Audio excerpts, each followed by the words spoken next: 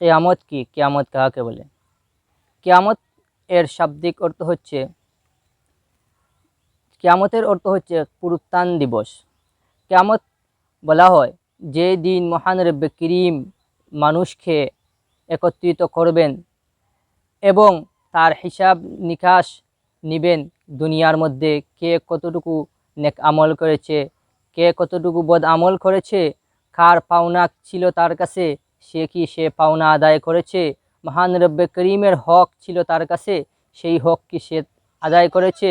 এই হক হচ্ছে যে হুকুকুল্লাহ এবং হুকুকুল ইবাদ। হুকুকুল্লাহ বলা হয় আল্লাহ তাআলার হক।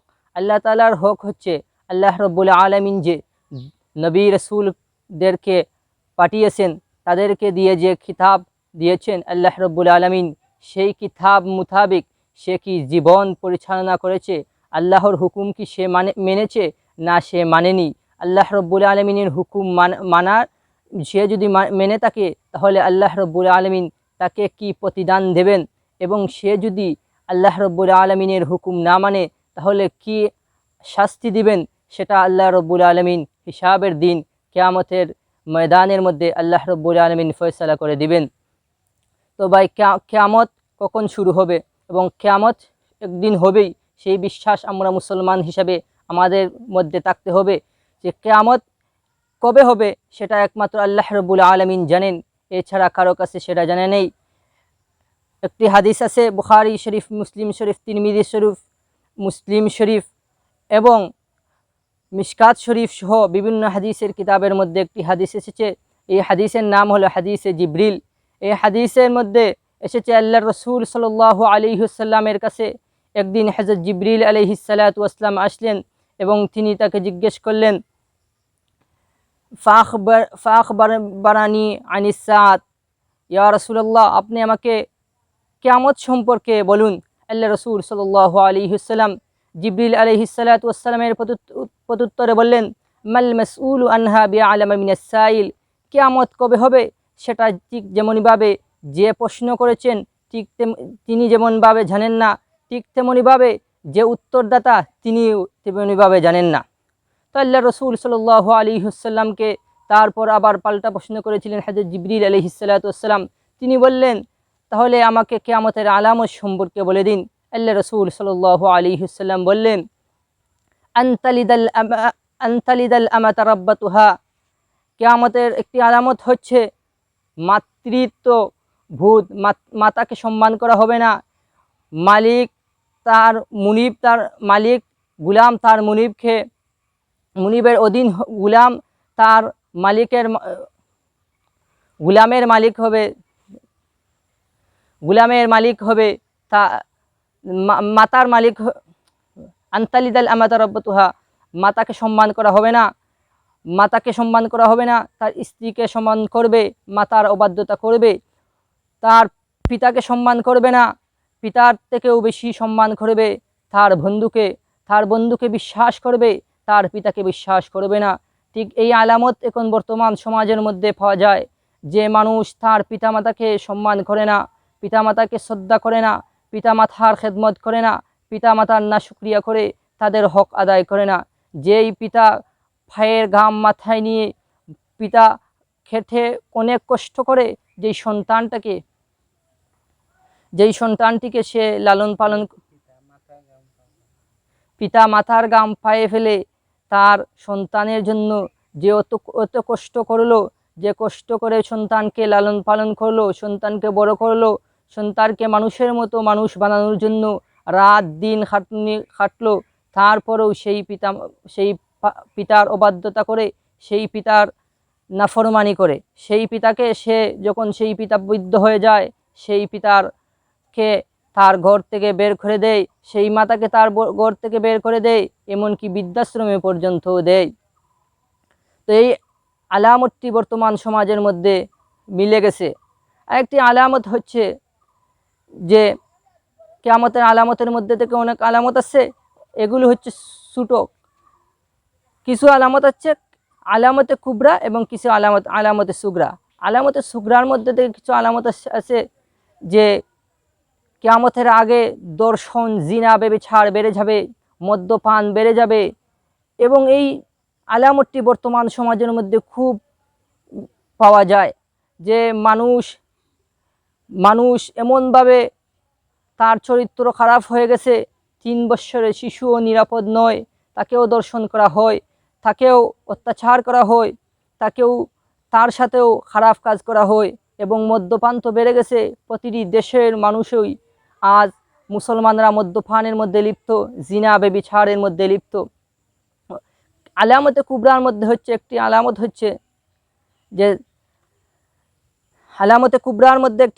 হচ্ছে যে ইমাম মাহদি আলাইহিসসালামের আগমন। ইমাম মাহদি আলাইহিসসালাম কে এবং তিনি কোন গোত্র এবং কার বংশধর হবেন সেটা আমাদেরকে প্রথমে জানতে হবে। ইমাম মাহদি আলাইহিসসালাম উনি হবেন হযরত হাসান রাদিয়াল্লাহু তাআলা আনহুর বংশধর। একদিন হযরত আলী রাদিয়াল্লাহু তাআলা আনহু তার পুত্র হযরত হাসান রাদিয়াল্লাহু তাআলা আনহুর দিকে ইশারা করে বললেন, আমার ছেলে হাসানের বংশধর থেকেই একজন ইমাম, শেষ দিনে একজন ইমাম বের হবেন, যে ইমামের যার নাম হবে নবীর নামের মতো, তার মাহদি।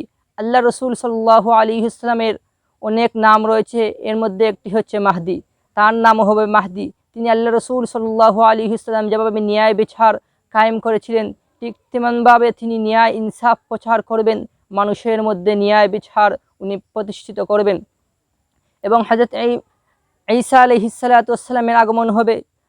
সিরিয়ার মসজিদে মুসলমানেরা নামাজের জন্য একত্রিত হবে এবং মুসলমানেরা ইমাম মাহদি আলাইহিসসালামকে তাদের ইমাম হিসাবে মানবে, তাদের আমির হিসাবে মানবে।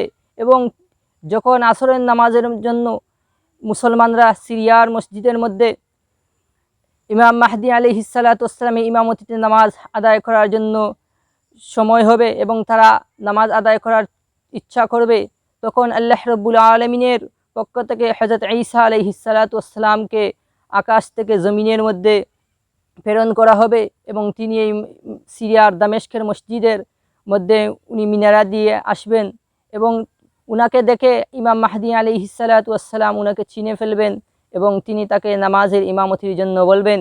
ঈসা আলাইহিসসালাম উনি ইমামতি করবেন না, তিনি বলবেন, আপনি ইমামতি করেন। আমি যেই সময় আল্লাহ রাব্বুল আলামিন নবী মুহাম্মদ রাসূলুল্লাহ সাল্লাল্লাহু আলাইহি ওয়াসাল্লামকে আগমন করার পূর্বে আমাকে নবী হিসেবে নবুয়তি দিয়ে প্রেরণ করেছিলেন, আবার আমাকে আকাশের মধ্যে উঠিয়ে নিয়েছিলেন, এর কারণ হচ্ছে আমি আল্লাহ রাব্বুল আলামিনের কাছে ইচ্ছা পোষণ করেছিলাম, হে আল্লাহ, আমাকে শেষ নবীর আপনি আমাকে উম্মত বানাবেন। তো এই দোয়া আল্লাহ রাব্বুল আলামিন আমাকে কবুল করেছেন এবং শেষ জামানায় আমাকে মুহাম্মদ রাসূলুল্লাহ সাল্লাল্লাহু আলাইহি ওয়াসাল্লামের উম্মত হিসেবে আমাকে দুনিয়ার মধ্যে পাঠিয়েছেন। এবং তিনি ইমাম মাহদি আলাইহিসসালামের সাথে দুনিয়ার মধ্যে ইনসাফ ফের বিচার কায়েম করতে থাকবেন। এবং দাজ্জাল বাহিনী আসবে। দাজ্জালের একটি নাম হচ্ছে মাসিহ বলা হয় দুইজন ব্যক্তিকে, একজন মাসিহুদ-দাজ্জাল, যে ব্যক্তির পরিচয় হচ্ছে যে খুব পাপাচারী, অতিষ্ঠ জালিম থাকবে, যার ডান চোখ কানা থাকবে। এবং আরেকজন মাসিহ হচ্ছেন মাসিহ ইবনে মারইয়াম, হযরত ঈসা আলাইহিসসালাম। মুসলমান এবং খ্রিস্টানরা মাসিহ বলতে হযরত ঈসা আলাইহিসসালামকে বুঝে। তাদের বিশ্বাস হচ্ছে শেষ জামানায় হযরত ঈসা আলাইহিসসালাম দুনিয়ার মধ্যে আসবেন এবং তিনি ইনসাফের রাজত্ব কায়েম করবেন, মানুষের মধ্যে ইনসাফ প্রচার করবেন। তিনি যখন শেষ জামানায় আসবেন তখন তিনি জিজিয়া কর প্রথা তিনি বন্ধ করে দিবেন এবং তিনি খিনজির শুকরকে হত্যা করে ফেলবেন, তিনি পাপাচার বন্ধ করবেন, তিনি দাজ্জালকে হত্যা করবেন। আর ইহুদি তারা বিশ্বাস করে মাসিহ হচ্ছে মাসিহুদ-দাজ্জাল, তারা বিশ্বাস করে দাজ্জাল শেষ জামানায় আসবে এবং দাজ্জালের মাধ্যমে তারা নেতৃত্ব পাবে। এবং এর জন্য আপনারা জানেন বর্তমানে আমরা দেখতে পাচ্ছি ইসরায়েলের ইহুদিরা তারা দাজ্জালকে মানে, তাদের ধর্মগুরু যারা, তারা দাজ্জালকে বিশ্বাস করে যে দাজ্জাল শেষ জামানায় আসবেন এবং তারা নেতৃত্ব পাবে। এবং এই দাজ্জালকে কিয়ামতের পূর্বে হযরত ঈসা আলাইহিসসালাম এই পাপাচারী দাজ্জালকে তিনি হত্যা করবেন ইয়াজুজ মাজুজ বের হবে। ইয়াজুজ মাজুজ খাড়া, ইয়াজুজ মাজুজ ধরে বড় ভর এক বাহিনী। তাদের পরিচয় কি, তারা কোত্থেকে এসেছে?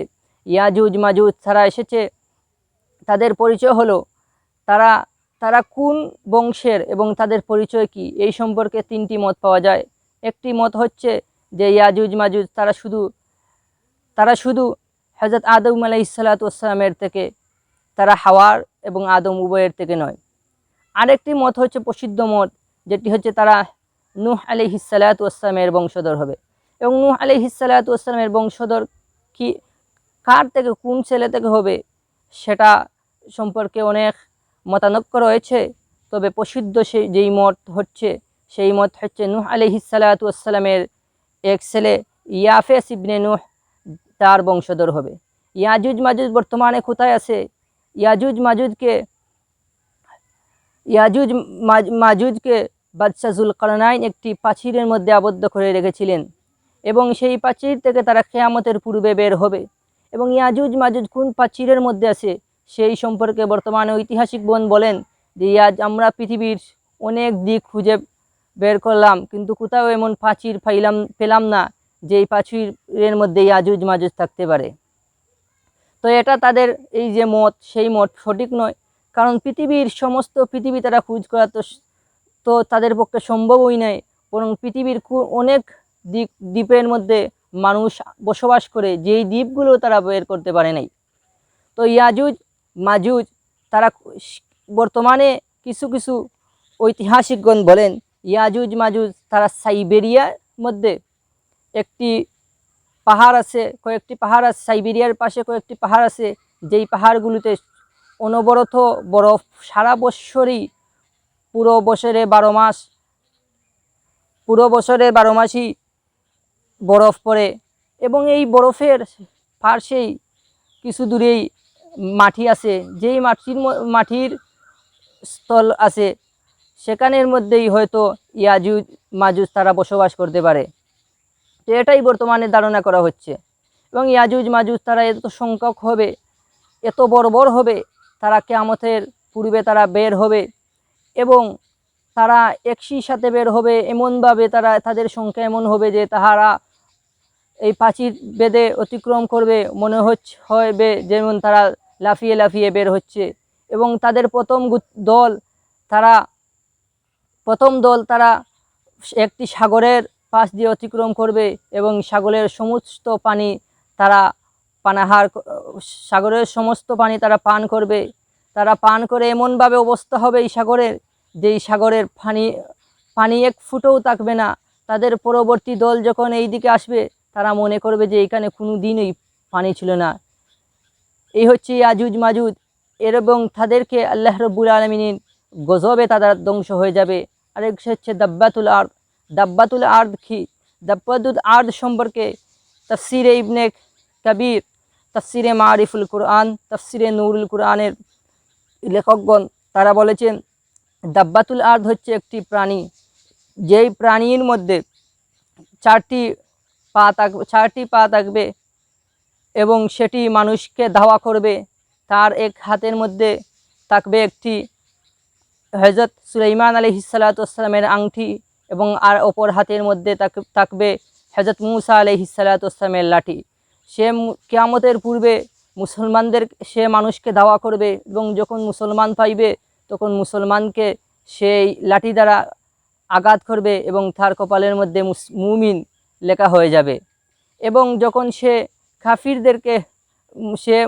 কিছু মানুষকে দাওয়া করবে, এবং যদি সে কাফিরদেরকে পায় এবং কাফিরদের মাথার মধ্যে সে কাফির হিসাবে যে আংটি দ্বারা সে শিল মোহর মারবে, এবং আংটি মোহরের মধ্যে শিলের কারণে তাদের মাথার মধ্যে কাফির লেখা হয়ে যাবে। আরেকটি আলামত হচ্ছে, কিয়ামতের সবচেয়ে বড় আলামতের মধ্যে আরেকটি আলামত হচ্ছে যে ইসরাফিল আলাইহিস সালাম সিংহার মধ্যে ফু দেবেন, এবং সিংহার মধ্যে ফু দেওয়ার কারণে দুনিয়া চূর্ণ বিচূর্ণ হয়ে যাবে। এবং কিয়ামতের পূর্বে কোন সময় কিয়ামত হবে এটা আমাদেরকে জানতে হবে। কিয়ামত হবে সেই সময় যেই সময় একজন মানুষও আল্লাহ আল্লাহ বলার মতো লোক থাকবে না। আল্লাহ আল্লাহ বলার মতো লোক কোন সময় থাকবে না। তো আমরা জানলাম যে ইমাম মাহদি আলাইহিস সালাতু ওয়াসসালাম দুনিয়ার মধ্যে আসবেন, তিনি ইনসাফ কায়েম করবেন, দাজ্জাল বের হবে, দাজ্জালকে হযরত ঈসা আলাইহিস সালাতু ওয়াসসালাম হত্যা করবেন এবং এবং যার পরে ইসলামে খেলাফত কায়েম হয়ে যাবে। হযরত ঈসা আলাইহিস সালাতু ওয়াসসালাম এবং মাহদি আলাইহিস সালাতু ওয়াসসালাম উনারা যখন ইন্তেকাল করবেন তখন তখন তারপরে ইসলামী খেলাফত সেটি বিলুপ্তি হয়ে যাবে। মুসলমান মানুষরা আল্লাহ এবং তার রসুলের নাম নিতে অনুযায়ী, হুকুমত অনুযায়ী তারা চলবে না, তারা পাপাচারের মধ্যে লিপ্ত হবে। এমনভাবে পাপাচার, দর্শন, জিনা ব্যভিচার বের হবে। মানুষরা রাস্তাঘাটের মধ্যে দর্শন, জিনা ব্যভিচার করবে। এর কারণে মানুষের মধ্যে ঈমান থাকবে না, মানুষ পাপাচারের মধ্যে লিপ্ত হবে এবং এই সময় মানুষের মধ্যে আল্লাহ আল্লাহ বলার মতো একজন লোক থাকবে না। তখনই আল্লাহ রব্বুল আলামিন একটি মৃদু বাতাস দিবেন। সেই বাতাসের ফলে কিয়ামতের এবং আরেকটি আলামত হচ্ছে যে সূর্য পশ্চিম দিকে উদিত হবে। সূর্য যখন পশ্চিম দিকে উদিত হবে তখন কোনো মানুষের ঈমান কবুল হবে না। তো সেটা কিয়ামতের আগ মুহূর্তে হবে।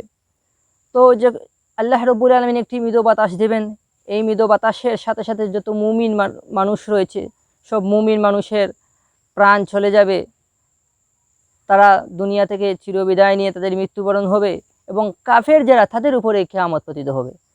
তো কিয়ামতের আলামত সম্পর্কে আমরা কিছু জানলাম এবং কিয়ামত সম্পর্কে আমরা কিছু জানলাম।